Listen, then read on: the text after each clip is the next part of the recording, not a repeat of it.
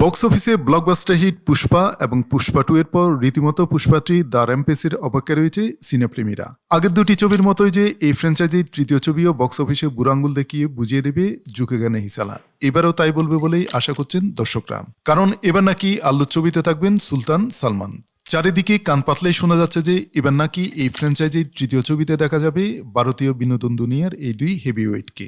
যদিও সবটাই রয়েছে এখনো জল্পনার পর্যায়ে, এ নিয়ে কোনো রকম মুখ খোলেনি ছবির নির্মাতারা। তবে সর্বভারতীয় সংবাদ মাধ্যম সূত্রে জানা যাচ্ছে যে এই মুহূর্তে নাকি পুষ্পাটি দ্য র্যাম্পেজ নিয়ে বড়সড় ভাবনা চিন্তা করছে ছবির প্রযোজনা সংস্থা। এর আগে পুষ্পার বাকি দুটি ছবির থেকেও নাকি অনেক বেশি কিছু তৃতীয় ফ্র্যাঞ্চাইজিতে যোগ করার কথা ভাবা হচ্ছে। ইতিমধ্যে শুরু হয়েছে ছবির প্রি প্রোডাকশনের কাজও।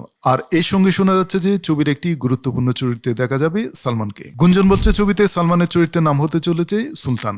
এমনকি হেভিওয়েট শিল্পপতির চরিত্রে নাকি দেখা যাবে তাকে। ছবির সাথে নাকি ইতিমধ্যে হায়দ্রাবাদে একটি অফিস নিয়েছে প্রযোজনা সংস্থা।